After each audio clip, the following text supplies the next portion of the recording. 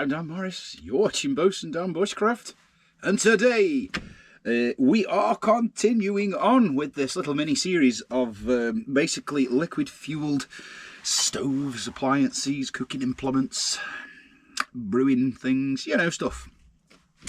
Good old campy stuff, stoves and cookers and things like that, and brew. Vitamin coffee. Let's let's just clear this up. People keep asking me, what is vitamin coffee? It's a silly thing, I say. It is just a silly thing, I say.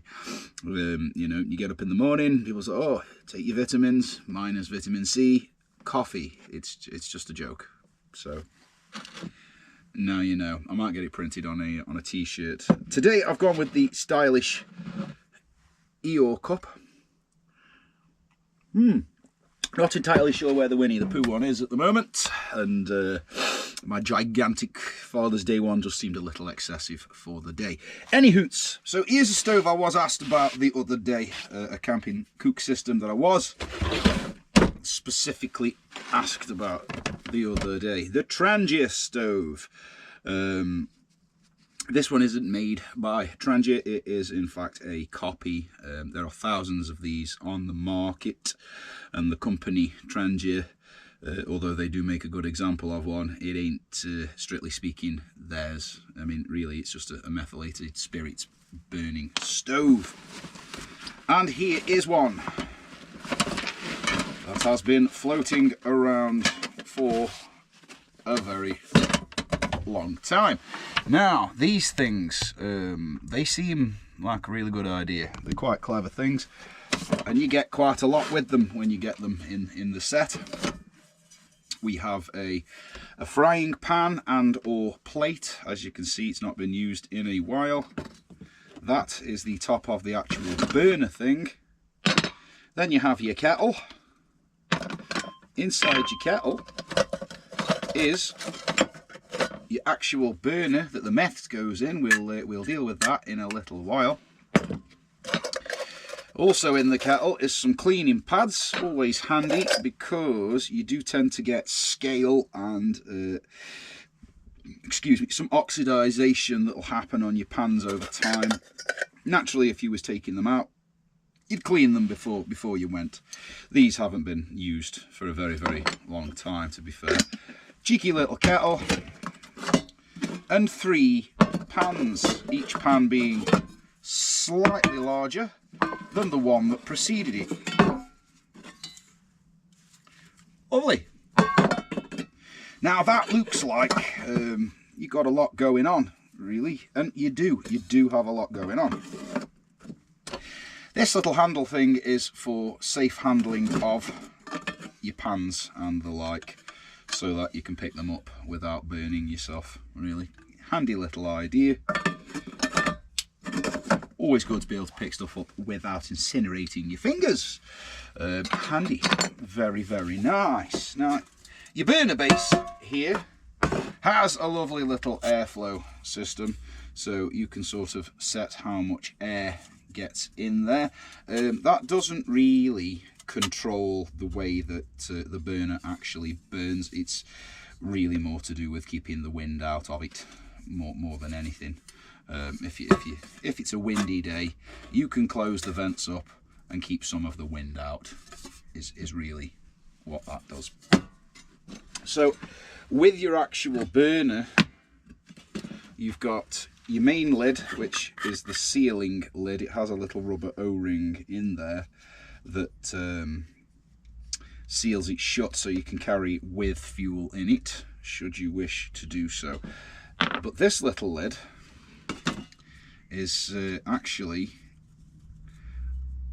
a snuffer for putting it out in the first place. You can just drop it on and that will extinguish it for you, but it is also a flame control, so that you can set it to the particular amount of flame that you wish and control your burn, basically.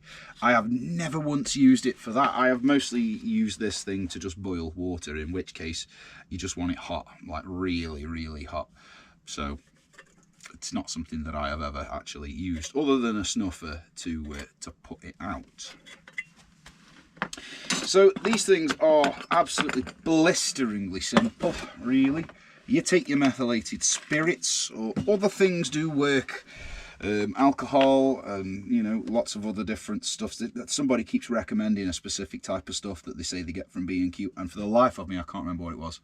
But there are other fuels that you can use in these. It's not just methylated spirits, but as I've said before, as regarding the other lamps and things that I use, the meths is just a good clean burning thing. It lights them. It does what I need to. So there's always methylated spirits knocking about around here, and that's what I use for anything like this. So fill her up.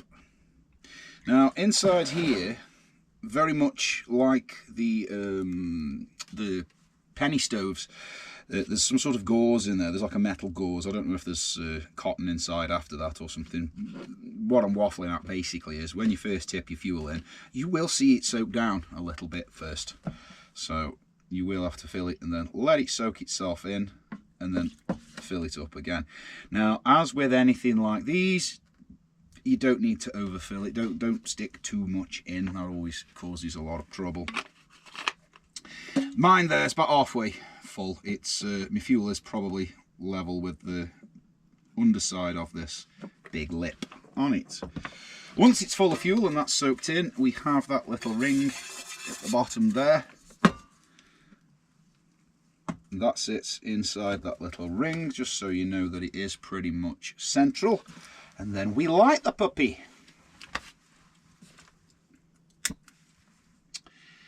There we go.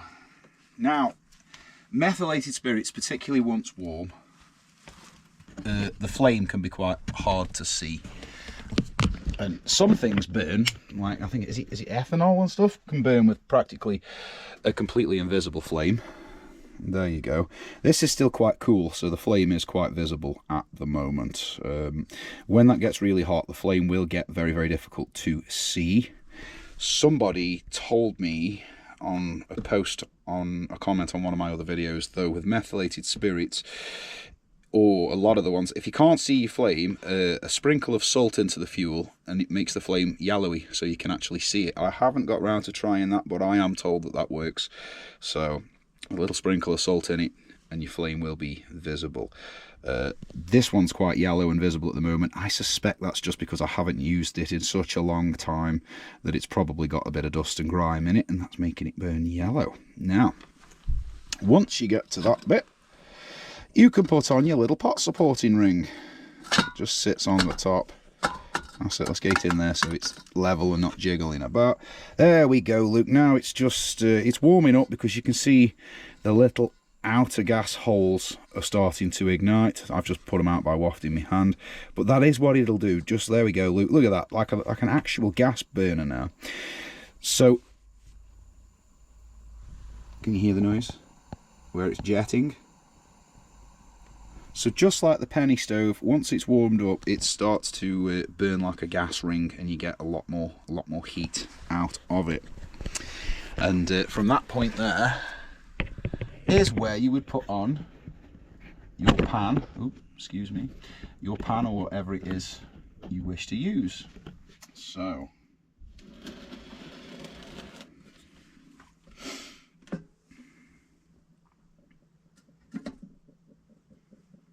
The import, there's no wind, I'll open all the air vents. There's no wind, we're in a garage. There we go.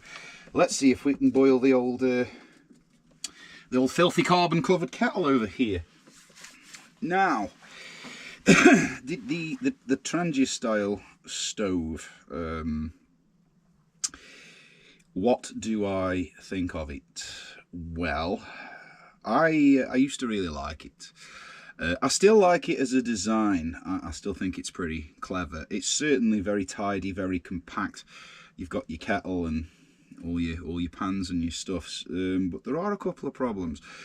Your first problem is you've one burner, but I've 3 saucepans, a frying pan and a kettle, but I've one base and one burner.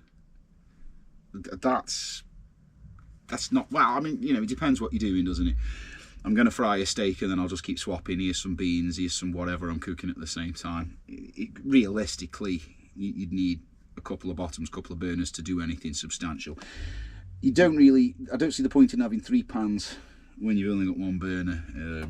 Seems a bit silly to me in hindsight. Like I say, I have used this thing in the past, but looking back, it was a faff for that, because you can only cook one thing at once on it.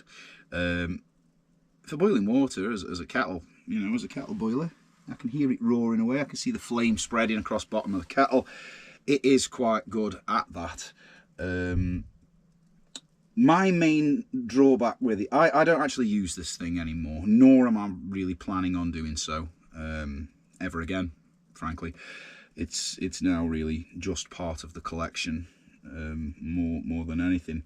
And it is that there's 2 main reasons, and both of those reasons are the fact that this is made out of aluminium, or aluminum for our American viewers. It is made of aluminium, and to me that's a big drawback. I know it makes it light, but aluminium has been linked with Alzheimer's and dementia and a few other things, and basically it's bad to be cooking in it. It's not a safe metal to cook in. It's also a very soft metal, so when you're scouring it, cleaning it, fragments of it come loose and leave a powder. Alloy has been sold to us over the years with this lovely idea of, yeah, aluminium, it's great, it doesn't rust. It does rust, it just doesn't rust in the same way as steel. It doesn't go ginger and do all that, but it oxidizes like crazy. Every time that I have put this thing away, crystal clean, you can get it out the next time you come to get it out, and it's all powdery and scratchy and got white stains. And in terms of alloy, when it's all got white and powder on it, that's rust. It's just rust of a different name. Yeah, it's corrosion, it's oxidizing, the metal is reacting to oxygen and slowly disintegrating itself. You can see it on the body panels of certain models of Land Rover, where the alloy is literally just all turning white and falling bits, whereas steel turns orange and falls bits. But it's the same process. So aside from the fact that aluminium has potentially nasty side effects health-wise long term, there's another big drawback that I absolutely blooming hate about aluminium, and that is there's just something about the surface of aluminium that's never quite smooth, even when it feels and looks to be completely smooth. It's never really quite as smooth as steel or something like that. So stuff sticks to it like no man's business. If you cook in these pans properly, so if you use this frying pan, you're frying bacon and eggs, you ain't getting your egg off it. Yeah, you're gonna have to basically flood the thing with oil and deep fry it to be able to get your egg off it. If you just put a thin layer of oil on this pan and crack an egg in it, you're only going to get half of it out at the end of it, because it will glue itself to it with absolute fury.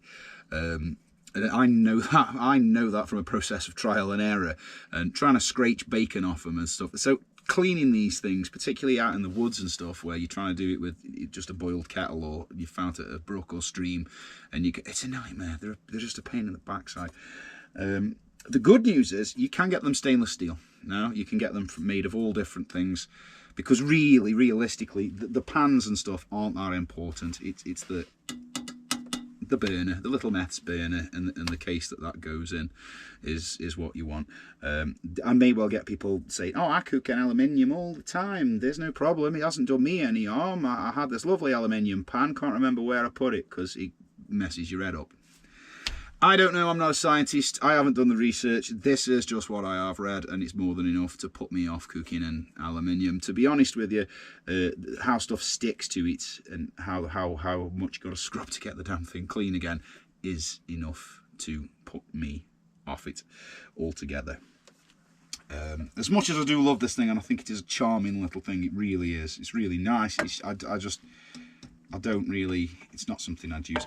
The base plates, the burner and that is perfectly fine. There's nothing wrong with that. It's working. That kettle's hot as hell already. So the actual burner bottom is a cracking little thing. And again, you are only using methylated spirits with it. But this again brings on for me an extra concern. Now, methylated spirits is not kerosene. It burns more like petrol. It evaporates incredibly quickly, and it's actually that gas evaporating that is burning, not the liquid, like pretty much how most fuels work. It's either a process of heat or pressure that turns them into a gas, and that's usually the part that's doing the burning. But kerosene is not flammable on its own. It either has to soak into a wick, in which case it ignites quite gently, doesn't flash burn. Methylated spirits does. If somebody kicks this thing over by accident, however much fuel you've put in it is how big of a problem you've now got of flaming methylated spirits wherever you booted it to. Is it safe? The question is, are you an idiot or not? If you're a total muppet and you're going to go kicking your stove around, no, I wouldn't say it was. Is it safe for using inside of tents and things like that? No, absolutely not. No. I wouldn't, personally, just because if you do spill any, it's going up. And I don't know if anybody has seen a tent catch fire.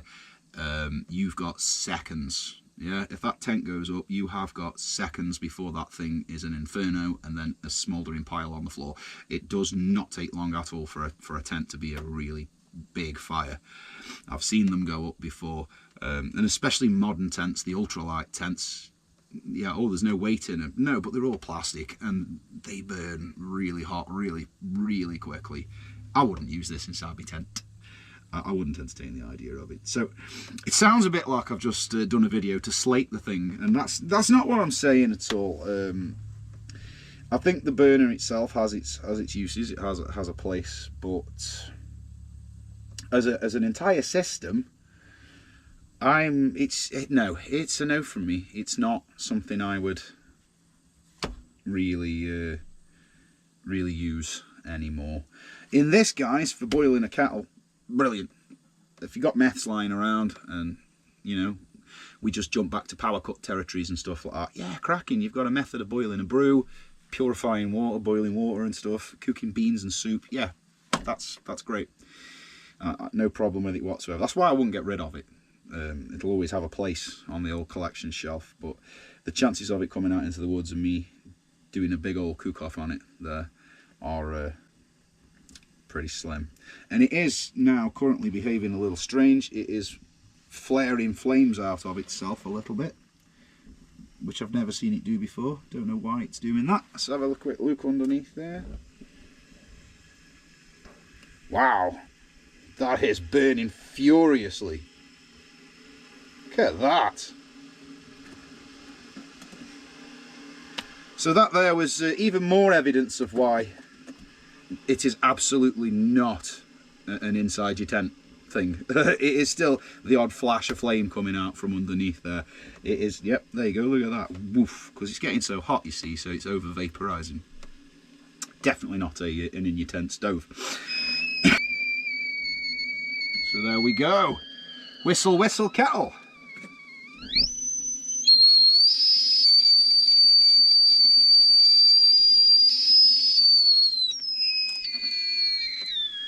Now, to snuff it out without setting myself on fire, the best way to do this is to be quick, but do it with conviction. Know you're not going to miss. There we go. So, now I know it did sound like basically I've just been slating this thing a little bit, and that's I don't intend to do that. That's not what I mean. I'm not picking on it and calling it names. It's a viable way to cook and boil water, but as you've seen when I lift the pan off and stuff, and it'll flick and flash, and would I put this in the hands of a novice and say, go cook yourself dinner on this? No, not really. It's a little bit of an unstable thing, you know. And to be honest, I'm going to have to run the fans and open the door because my eyes are watering now, because the smell of that boiling hot meths is getting me right in the eyeballs.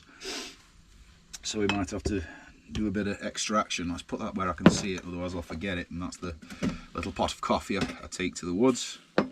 But it has boiled the kettle, and it did that really, really quickly compared to a lot of the other ways we've messed with. It did that very fast. It was probably 3-4 minutes it's a very quick kettle boil compared to some of the others, you know, and that's a large kettle compared to the one that come with it. So the Trangia type stove, and the whole thing is now roasting hot, and I can hear the meths searing away in there. So like I say, although it is a relatively clever thing, you've got to be careful what you do with it. The whole base gets really hot. If you splash the meths out, you're going to have fire problems. I'm sure somebody's probably thinking, oh, you could stand it on an upside down pan. I wouldn't, to be honest with you. It just makes it 10 times easier to knock over. So for me personally, and I know, yeah, it does look like a cracking little cook system, and I'm not saying it's not. I'd rather carry a couple of good stainless steel pans and you just cook on the fire, really, or, you know, maybe just have the burner and stick some sticks in to rest your pans on. But it is what it is. Now, if you're a huge fan of this style of stove and you really love it and you think, good, Dan, you're talking nonsense, that thing's great, please comment and say so if you've used them a lot and you've had really good experiences with them. I mean, I haven't had bad experiences with it. It's just time's moved on, and as time's moved on, I've gone backwards. I've devolved to meat on a stick, and I've got my pan in my bag that I almost exclusively use for boiling water. It's very rare I use it to actually cook anything. I usually just make me brews with it and purify my water with it. But that is what it is. Its advantages are it's light, you get a lot of cooking pans, the burner is very hot, it's not a slow cooking thing really, and it all tidies itself away in a neat little bag to carry around. And that is that. It's a charming little thing, and it certainly looks the part. But at this point in my sort of camping career, it's not really for me. But that is a hot brew. Wow. Woo. It's like the inside of a Greg's pasty, that is.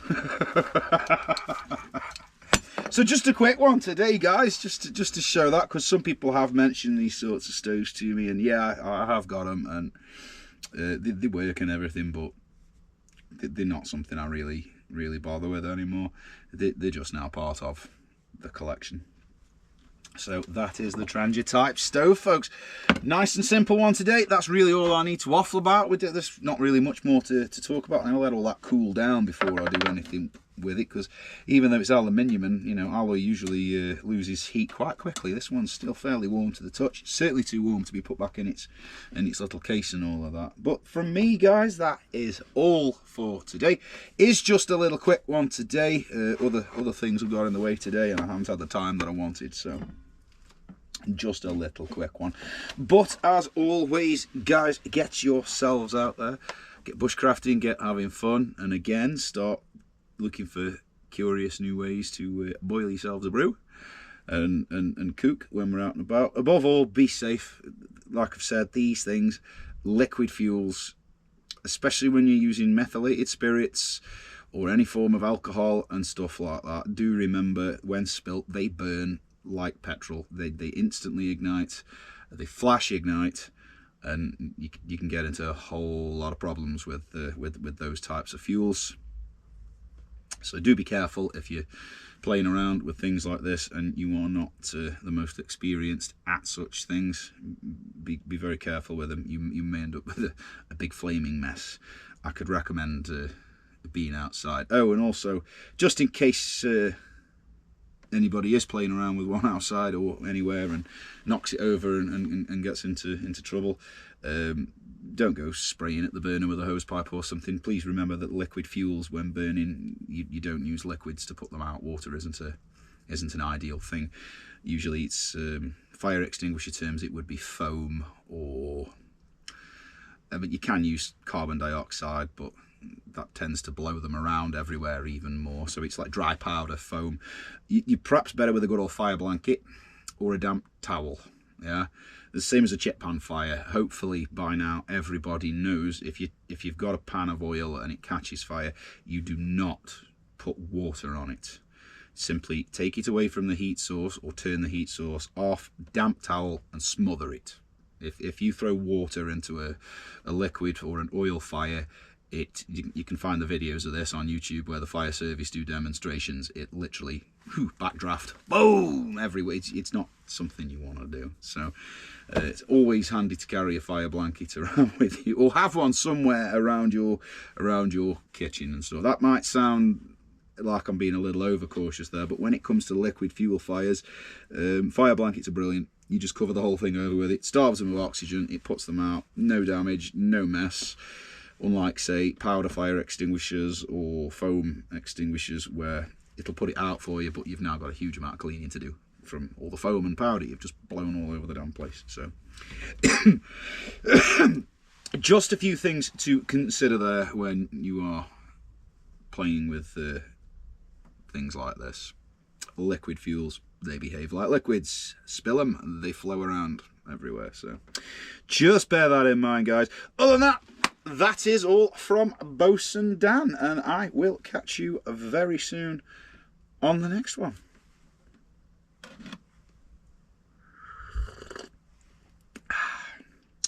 Delicious.